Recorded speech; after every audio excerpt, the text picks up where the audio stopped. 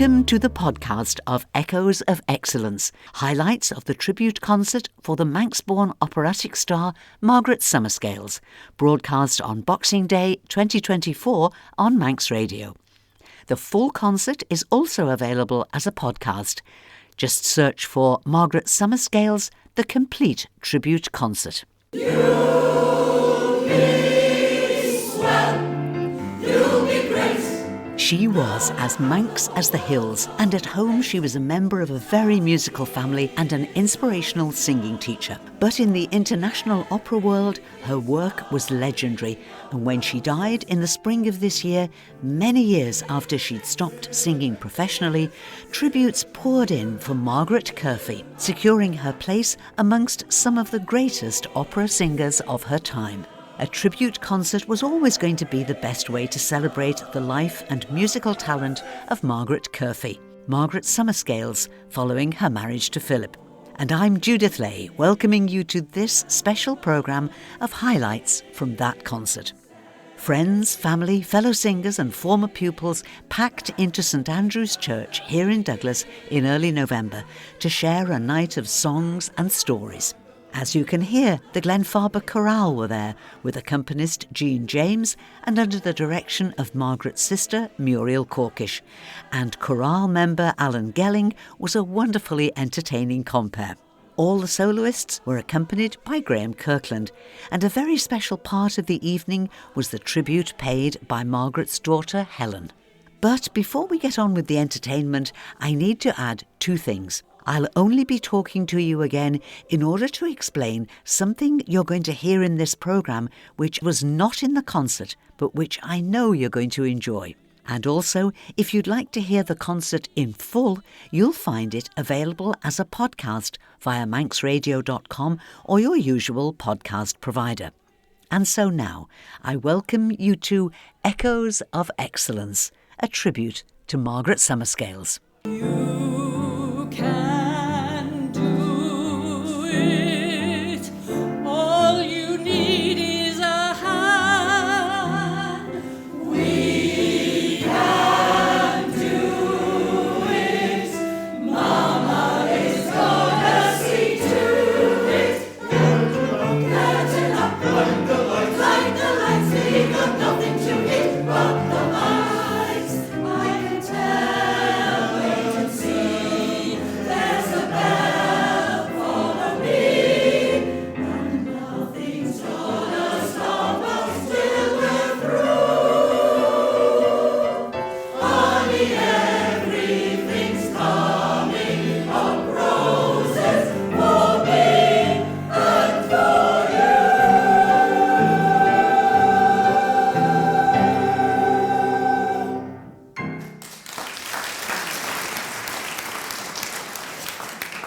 There was a company with a very important contract, and the gentleman in charge of the contract was waiting for his key employee to turn up one morning to seal the deal, and he hadn't turned up.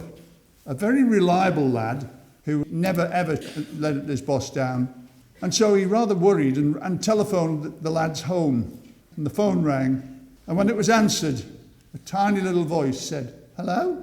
And the boss said, "Is your daddy there?" And the little voice said, "No." Well, can I speak to your mummy?" "No." "Well, where's mummy?" "She's out in the garden with daddy and the policeman." "Well, and what's the policeman doing?" "He's talking to mummy and daddy and the fireman." And then there was a noise in the background. He said, "And what's that noise?" He said, "It's the rescue helicopter. It's landing in the field next to our house." "What are they looking for?" "Me." Margaret had a lovely sense of humour, and she would like to have heard us laugh. But another very important thing in Margaret's life was the Cleveland Medal. And Margaret won hers in 1960. This evening, we're very pleased to be able to welcome this year's Cleveland Medal winner, Neil Taverner. Nighttime sharpens, heightens sensation, darkness stirs and wakes imagination. Silently the senses abandon their defenses.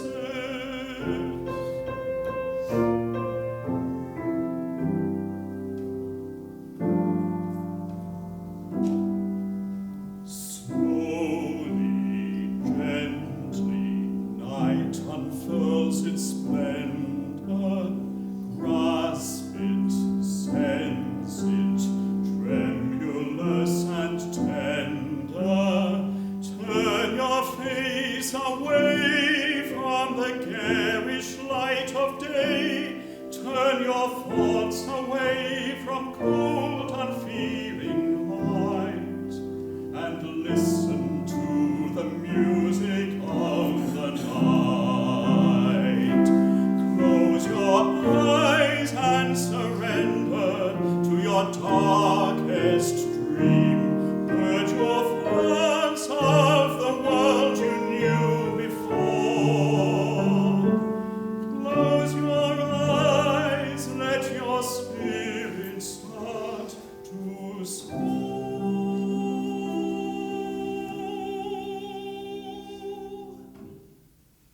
And you'll live as you've never lived before. Softly, deftly, music shall caress you. Hear it, feel it, secretly possess you. Open up your mind, let your fantasies unwind in this darkness which you know you cannot fight, the darkness of the music of the night.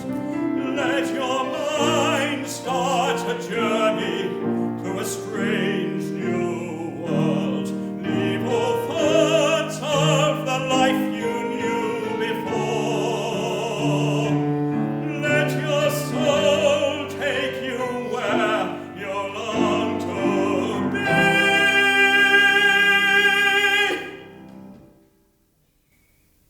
Only then can you belong to me. Floating form, sweet intoxication, touch me, trust me, savor each sensation.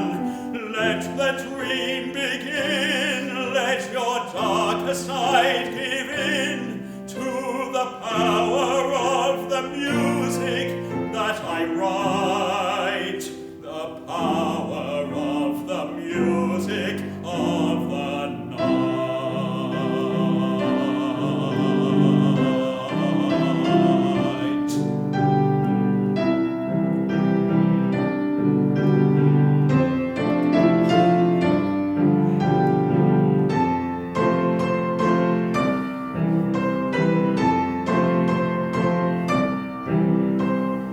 You alone can make my song take flight.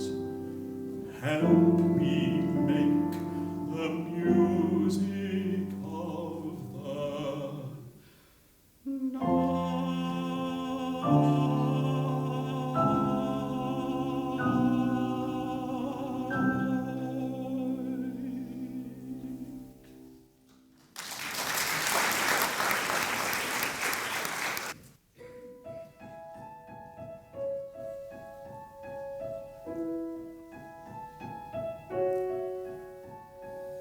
There,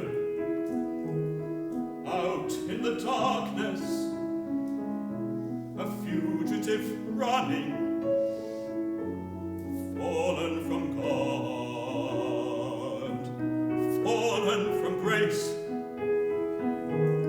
God be my witness, I never shall yield till we come face to face. till we come face to face. He knows his way in the dark, but mine is the way of the Lord. And those who follow the path of the righteous shall have their reward. And if they fall as Lucifer fell, the flame, the sword. Stars in your multitudes, scarce to be counted, filling the darkness with order and light. You are the sentinels, silent and sure, keeping watch in the night, keeping watch in the night. You know your place in the sky, you hold your course and your aim, and each in your season returns and returns, and is always the same. And if you fall as Lucifer fell, you fall in flame. And so it must be, for so it is written on the doorways to paradise, that those who falter and those who fall must pay the price.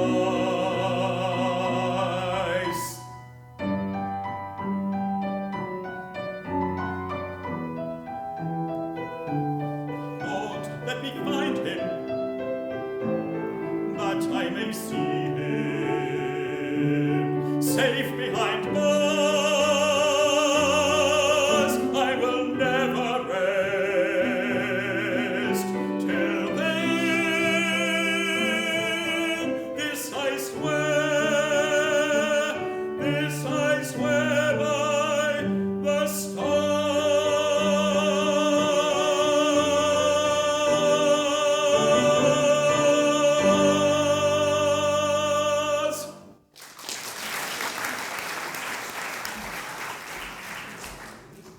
Thank you, Neil.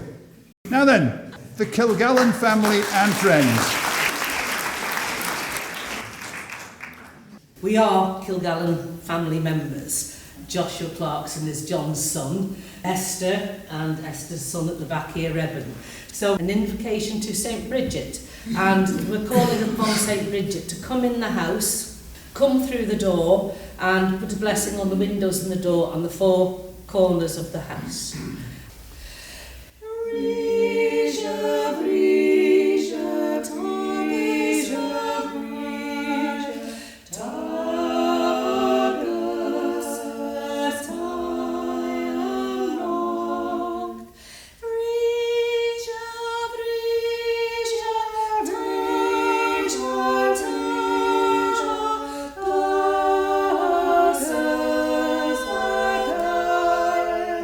No.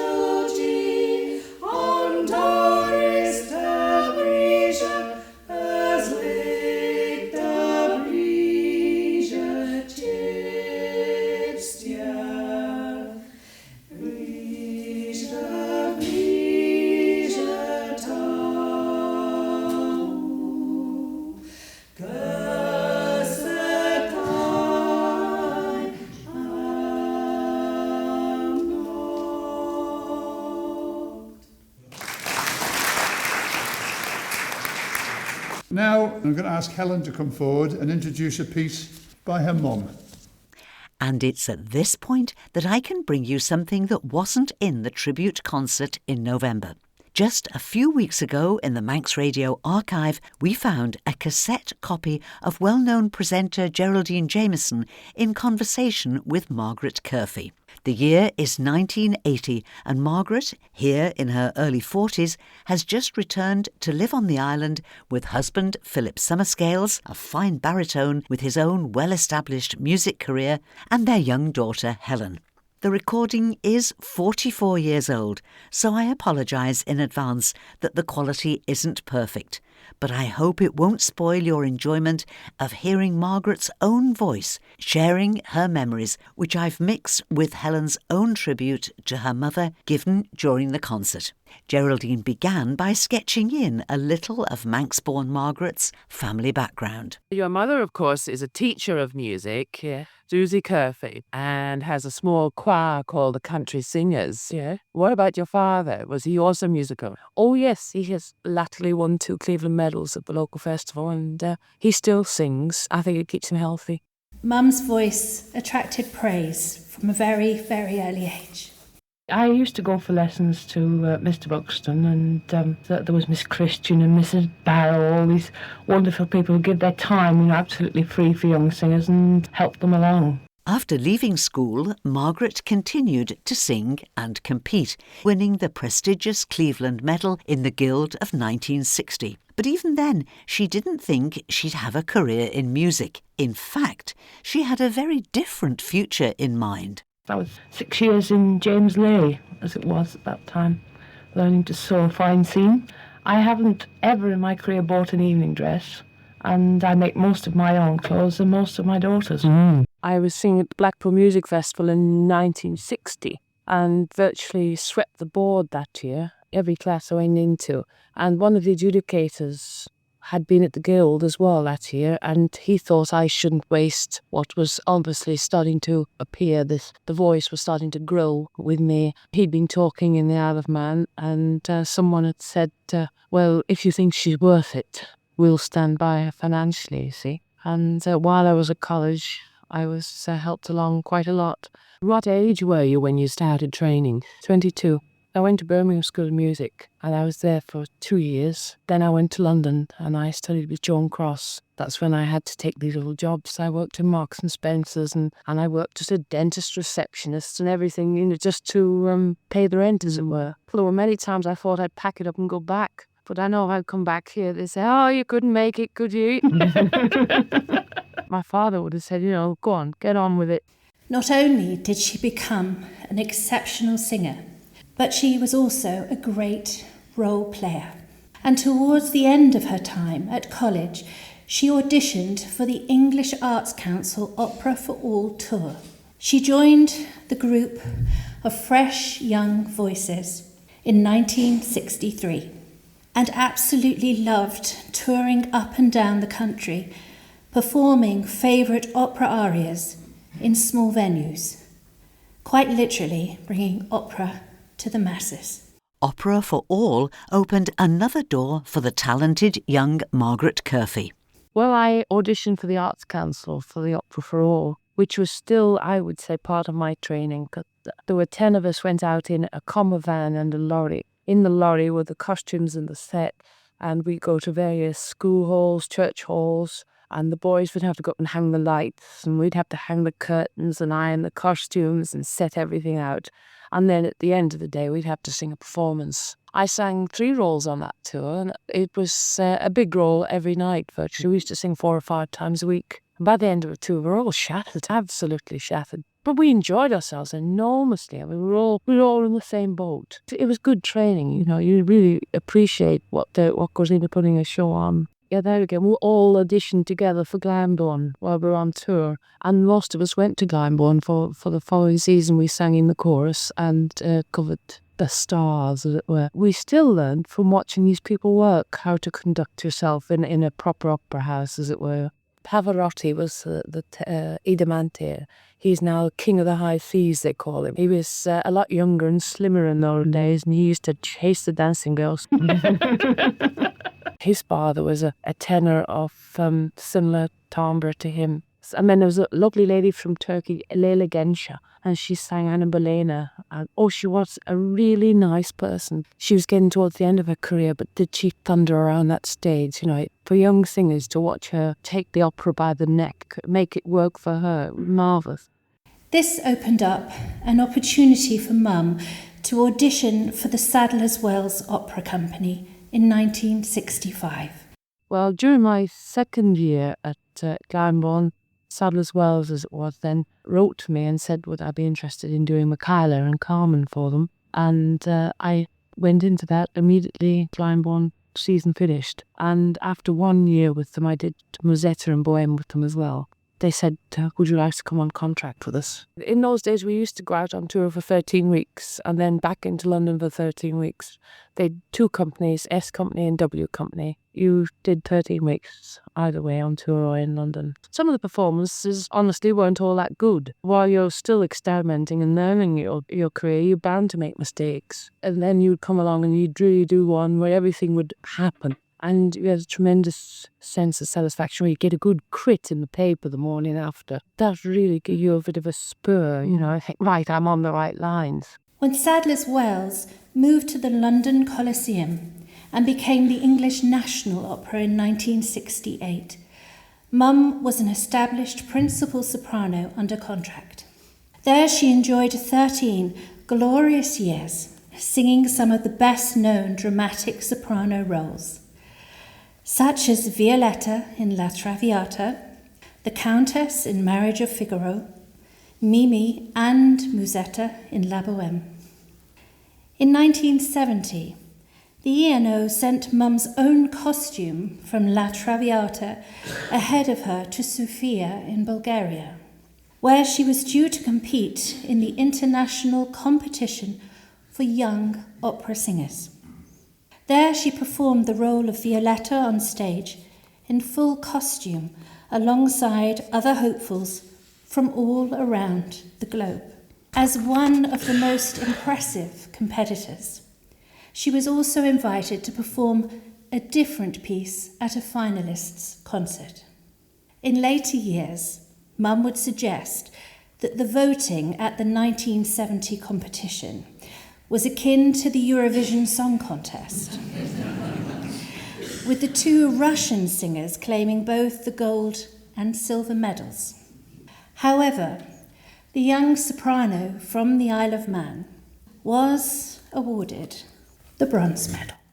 We are able to share the concert performance with you this evening. It has been lifted from a vinyl record, but the odd crackle adds to its authenticity.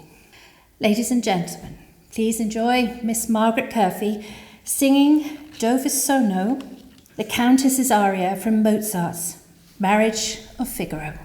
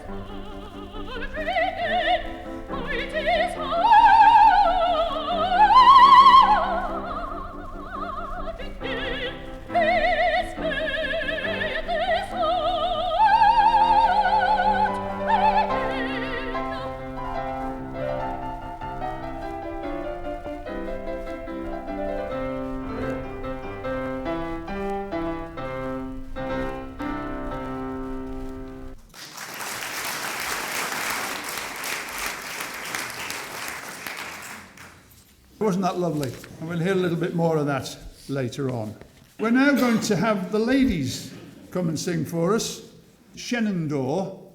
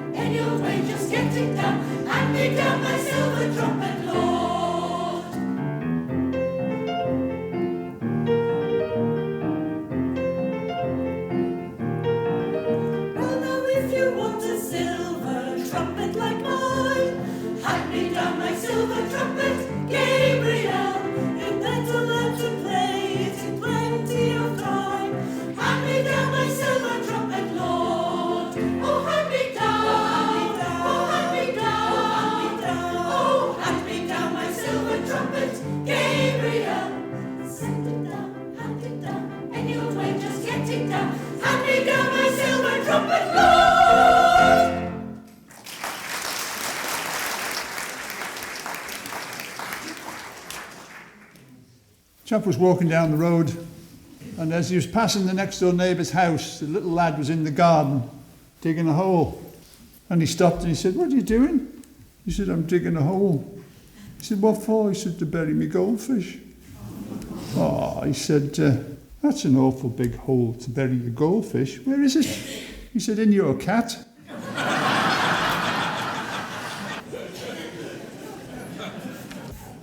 We heard before that Margaret was a member of a very well-known musical family. And I came across it. This is not a joke, by the way, it's actual fact. But this is the Isle of Man Examiner, the 9th of October, 1958. And the piece that caught my eye was a piece about the Blackpool Music Festival, which was up and coming. And it gives the details of the people from the island who were going there to compete. It says, from the Glenfaba family comes a substantial combined entry in both adult and children's events. Tommy Gelling, that's my uncle, is to compete in the open baritone, the leader, and oratorio solos. Susie Curphey, his sister, my auntie, is down for the oratorio solo, as is Wally Curphey, my uncle, who will also be in the open baritone class, while Margaret Curphey has a trio of entries, the open soprano, operatic and leader events, and 8-year-old twins will be in the Friday Girls solo. I wonder what happened to them. Right, we're going to have another piece from Helen. Can I just say, Mum would have loved being part of this concert this evening. Thank you so, so much. So, following the success of the Master Singers in the late 60s, the E&O managing director at the time, Lord Harwood, encouraged Mum to focus on Wagner. Mum had absolutely devoured the role of Ava in that production. And when you listen to it now, the sheer quality of her performance sends tingles down your spine. Even though it was like climbing Mount Everest for Mum, with her acutely painful arthritic hip, she met Sir Reginald Goodall, the renowned Wagnerian conductor, in his attic rooms in the Royal Opera House, known to his cast as Valhalla. There he declared, "You are my Ava." In addition to her stunning voice and stage presence, Sir Reginald admired Mum's instinctive musicality and invited her to perform in several of the Ring Cycle operas, including Gudrun in Götterdämmerung and Sieglinde in Valkyrie. Within a few years, Mum had also sung several performances of the signature role in the Ring Cycle, the legendary Brunhilde. Her Wagner roles took her both North and South America, going away for quite a while, but we look forward to her coming home. We can learn a little more about this by returning to that Geraldine Jameson interview with Margaret recorded in 1980. I went to Canada to do concerts. I did Ring Cycle in Seattle in America, down to Chile to do another Valkyrie. That was one of those hurry up and come and help us out jobs. I just got back from Seattle and I was so jet lagged and miserable, and I'd been away for 5 weeks and I was so glad to be home. And my agent rang up and said they need a Brunhilde in South America. Do you know the Valkyrie in German? I said no. Well, would you like to go? No. So I heard no more about it for a week, and she rang back and said they're desperate. They've got through 2 Brunhildes and they need you desperately. They'll take you in English. I said, I don't really want to go. They're so desperate they'll pay for your husband to go as well. So Philip said, I'd like a trip to Chile. So come on, let's go. So we had to ring up the Isle of Man, get my mother to come and collect Helen, and off we set to Chile, Santiago, and we were there for 10 days. Do you ever get a chance to speak to the other performers on stage that perhaps the audience, don't notice or hear? Oh yes, in opera especially you can, because you have little times where you're part of the action it is completed for the time being, yet you're still part of the picture, and the lights probably go down on you and go on to another part of the stage. It happened in Meistersing. I remember in Act 2 where we're sitting under the linden tree, supposed to be gone to sleep, we're preparing to run away, and Alberto Remedios and I sitting under the tree, and it's all very quiet, and he turns to me and he said, Liverpool did well today, didn't they? They won, and they were away from home too. They're going to be all right. Have a little chat, about kids and things. And then he says, hey, we must be on in a minute. We must be going to sing soon. And from Margaret Curphey herself, sharing some professional secrets, back to her daughter Helen's tribute. Well, Mum's reputation as an eminent Wagnerian soprano was at an all-time high. She was still asked to perform other roles as part of the E&O company.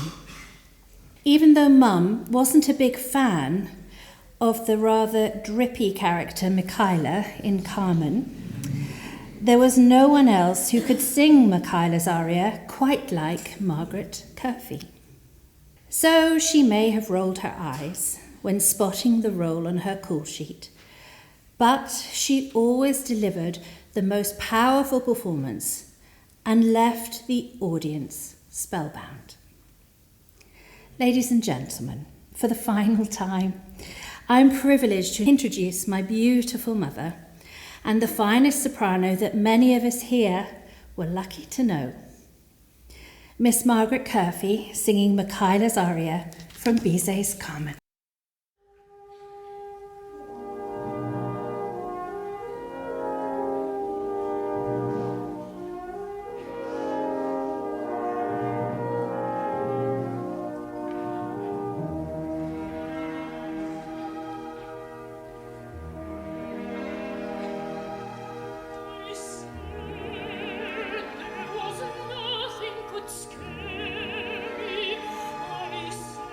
I'd stay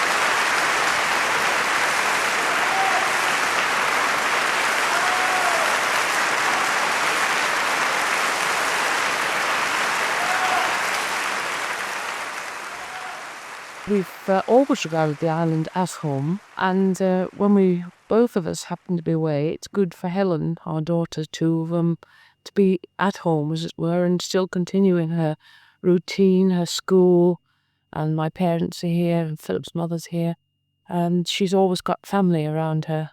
Well, last year here, during the Millennium celebrations, I know that you gave a concert, which was a tremendous success in Peel Parish Church. In fact, it was packed to capacity.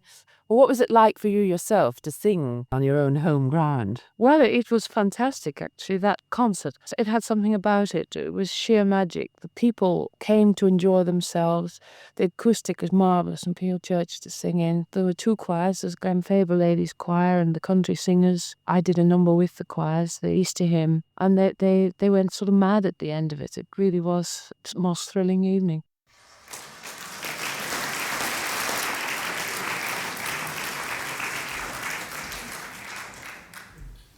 I'm sure that Kristene Sutcliffe spoke for many of Margaret's past pupils when she said, I'd just like to say thank you guys for inviting me to sing here tonight. I was one of Margaret's students, and I had the great privilege of hearing her beautiful voice and her teaching me so many things, how to carry yourself and everything else, as well as the singing stuff, and she was just an inspiration, so it's been a real privilege to be here this evening.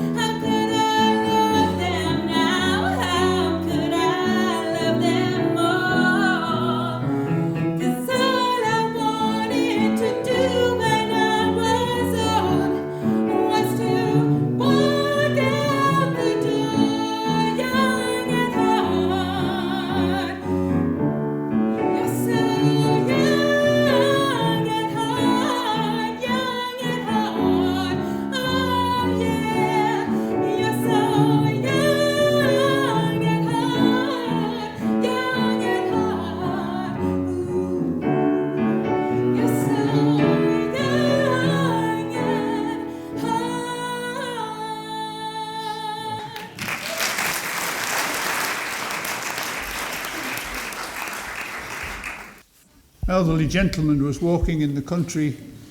He walked past the lily pond. He thought he was on his own. And a voice said, "Pick me up, don't go." And he stopped and looked. There was nobody there. He thought he must be dreaming, so he went to go again, and the voice said, "Pick me up, don't go." And he looked around again, and here on the lily pond was a frog. And he looked at this frog and said, "Did you speak?" And the frog said, "Yes, pick me up." So he picked him up and he had him in the palm of his hand. And the frog said, "I was a beautiful princess and a witch turned me into a frog. But if you give me a nice kiss, I'll turn back into that beautiful princess. And as a reward for that, I'll do absolutely anything for you for the rest of your days." And he said, "Anything?" She said, "Yes, absolutely anything." And he looked at the frog. He picked it up and he put it in his top pocket. And the frog said, "Aren't you going to give me a kiss?" And he said, "No, at my age, I'd rather just have a talking frog."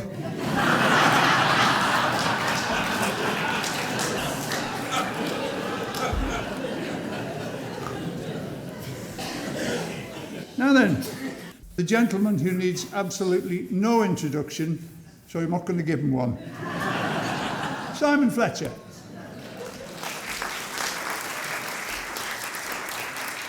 As you've already heard, obviously Margaret, apart from being a wonderful opera singer, and you've heard the evidence there tonight, she also loved her musicals as well. And when Muriel asked me to sing this particular piece, I was absolutely delighted. It's one of my favourite shows, My Fair Lady, and I played Freddie Eynsford Hill, and this is the song that he sings from that musical, My Fair Lady, and it's On the Street Where You Live.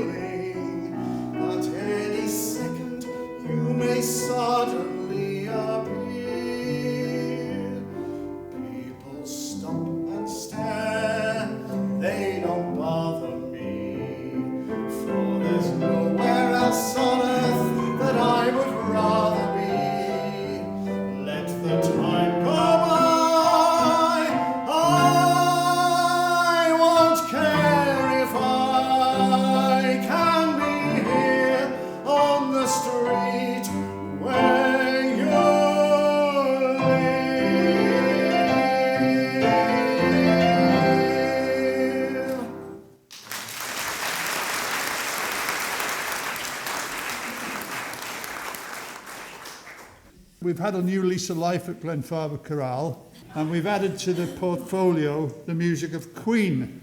Now, I don't know which of us is going to be Freddie Mercury. Well, I haven't got the hair for it, so that gets me out. A lovely piece called Love of My Life.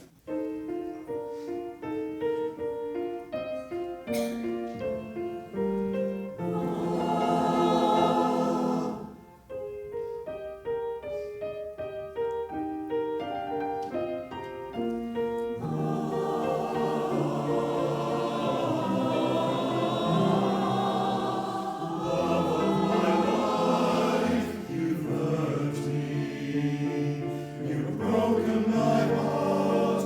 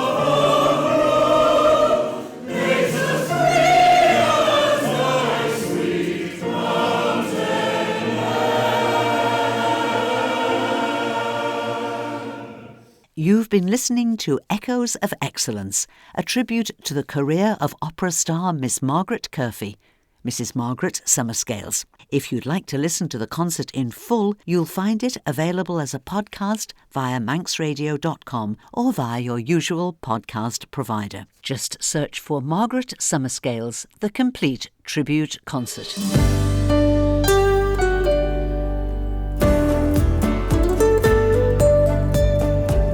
The Nation Station.